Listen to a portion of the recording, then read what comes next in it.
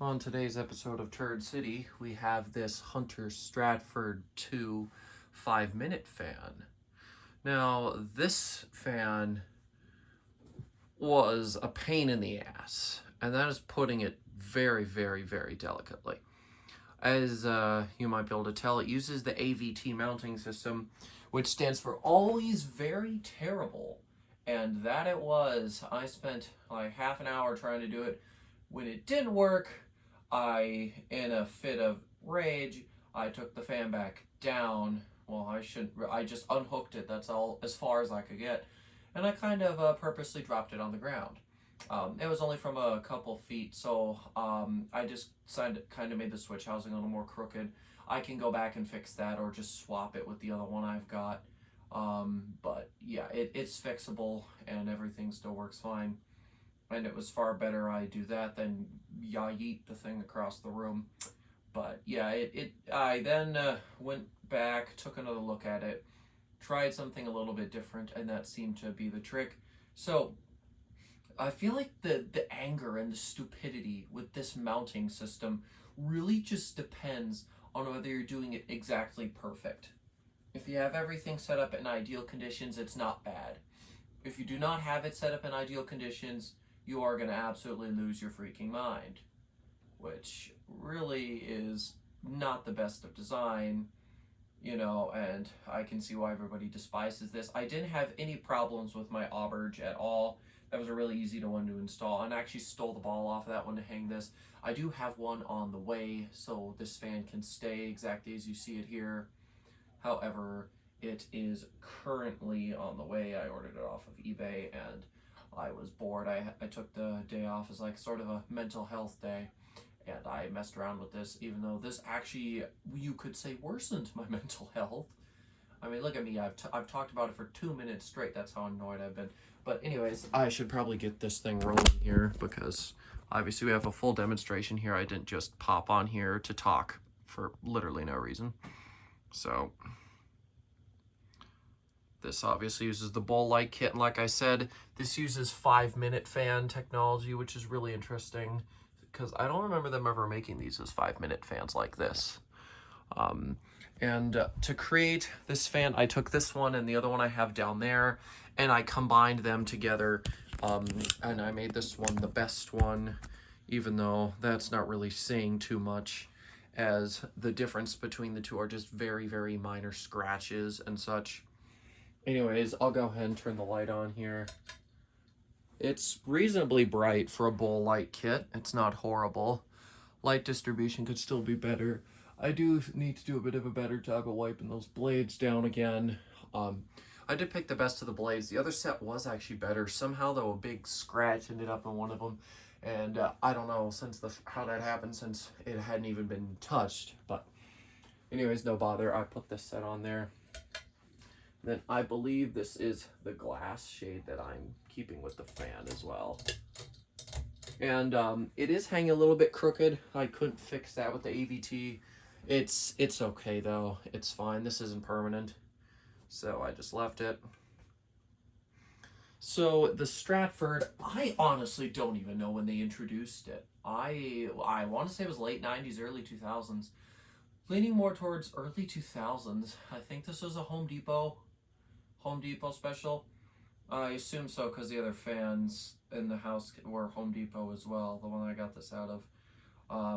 There's also one of those Hybrids or whatever they are, and then another one of these. The Hybrid was definitely newer. There was probably a chandelier in that position before. Yeah, this one, I believe this one came out of the loft. The other one I have came out of the bedroom, or one of the bedrooms. I'm getting rid of the other one. I only ever really wanted, it was either keep one or keep none. I decided to keep one, and despite all the pain and suffering this gave me, I'm glad I'm keeping one. Because like I said, if the conditions are right, and I'm going to remember what I did this time for the future, so hopefully I don't deal with it again.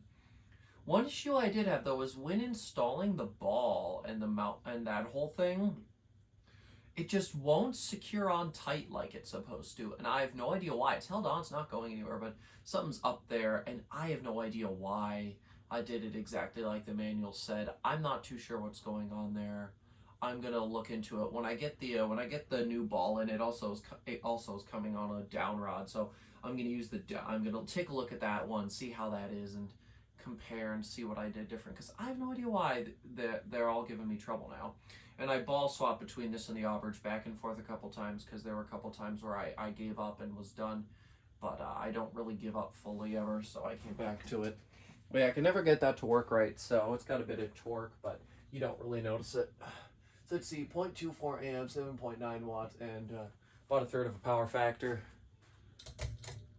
And of course, with this being a bowl light kit, it does have the flaw where it's a bit of a pain in the butt to pull. I'm not a big fan of bowl light kits. I have to say though, this is probably one of my favorite looking bowl light kits though. I really like the finial and the shape of the glass and just everything. So yeah, this is actually one I kind of like. These fans are childhood. That is one of the reasons why I decided to keep one after all. There's a local restaurant that had a couple of these in the bronze finish. I think they were flush mounted in the back of the restaurant. I never really saw them much or saw them run much, but I always absolutely loved them. The rest of the place had Navajo White CXLs from Craft Made. Funny enough, actually, one of the fans that my cousin has that I'm going to be replacing with the other two I have is a Navajo White CXL. I was assuming I replaced that one. The two I have are going to go in the other two spots. One of them has a white and brass decorative, just newer than the ones I've got. The other one doesn't have any fan right now.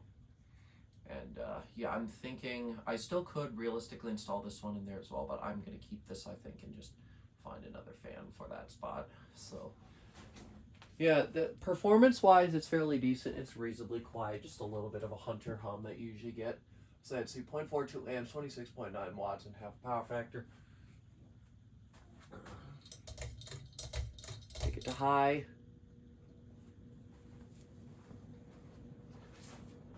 Slight wobble, not the worst.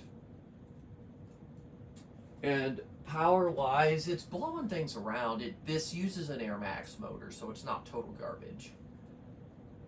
It's not horrible. And I can feel it, and it is definitely blowing stuff around on here.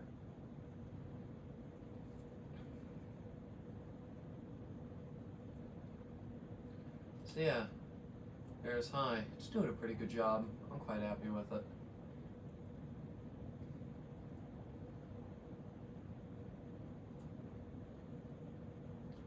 And yeah, I really genuinely did have no idea that they had these that were 5-minute fans.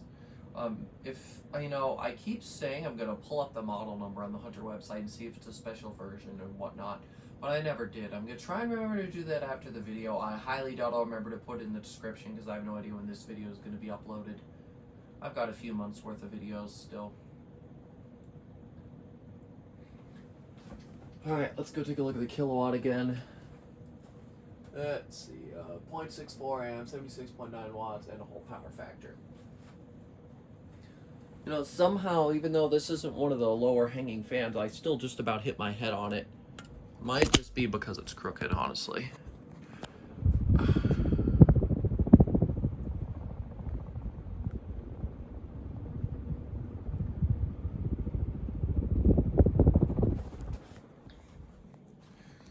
Moving some pretty decent air.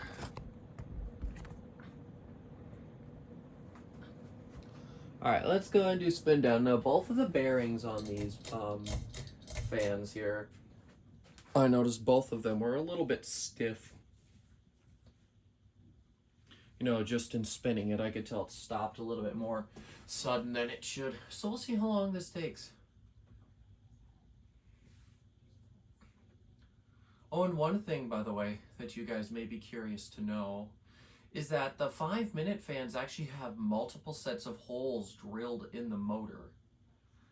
And it's really quite interesting, and I almost wonder if you could cheat it and install these with 4 blades. And actually, as soon as this fan's done spinning down, I'll go grab the other motor and show you, assuming that that one's the same as this one. This one I think is from like the 52nd week of 2003. The other one I have is from 2004. And yeah, spin down did not take a long time. I do have to say though, one thing I'm not the biggest fan of with these fans here is the blade arms, they mount on, they've got these rubber washers and such, and it kind of allows for them to be kind of loose. And I'll just quickly show you. It's like you can kind of move the arm more than you normally would be able to. It's not really that big of a balancing issue. As you can see, the fan didn't have an excessive wobble. Just more of a nitpicky thing. Anyways, let me go grab this other one here, and I'll show you how that looks. Oh, I just realized. Oh, no, never mind. I fixed it. Yeah, well, I was messing around. I accidentally messed that up as well. One of the light kit on the other fan, because I was using that to fix the switch housing mount that I kind of bent. But yeah, you can see there is quite a few sets of holes on this, and I can imagine that one set is for the 5-minute fan arms, which I think are the smaller holes in the center there with the big gap between them, and then the 2 holes right next to either. I think those are for the standard irons. So I did not know that they drilled those separately. It's kind of interesting, because I'm 99% sure if we take a look at this auberge here, you'll notice that it is, well, if you can even see it, it's only drilled just for the standard irons. So kind of interesting. I'm not too sure why they couldn't just drill it for the one thing that they needed. Rather interesting. Just a little bit of a tidbit I thought I would show you guys. That made installing the blades quite interesting. I tell you, I was so happy when I got the motor up finally. Then I moved to the blades. I'm like, oh god, this is gonna suck. But luckily I found the pattern, so I was able to figure it out really quick, and it overall wasn't the worst. 5-minute fan, meh, I don't know about that. Well, it doesn't help that I take the blade arms off of them. These aren't designed to have the blade arms taken off. But I do it for storage because it's easier that way. So anyways, that's really all I've got to say about this fan. Thank you all so much for watching, and I'll see you in the next one. Goodbye. Hey you guys, just popping on at the end here. I thought I would share that I did go and look up this model number here on the Hunter website for both of these fans. And it turns out that they did make this as a 5-minute fan, which I didn't realize. I know they had a different Stratford 5-minute fan, but it didn't look like this. But I guess that was a thing. So yeah, I just thought I would pop on really quick and show you, or I should just say mention that to you guys. Oh, and if you're curious about what the tag says, I'll show you this one. The only real difference is that this one's got a different date code than the one that you guys just watched. I'm not going to install this one and demonstrate it, or that other Hunter there that's going to Highbury. I might record them once they're at my cousin's, but I'm not putting up all these for no real reason since I'm not keeping them. It's just extra work I don't want to deal with.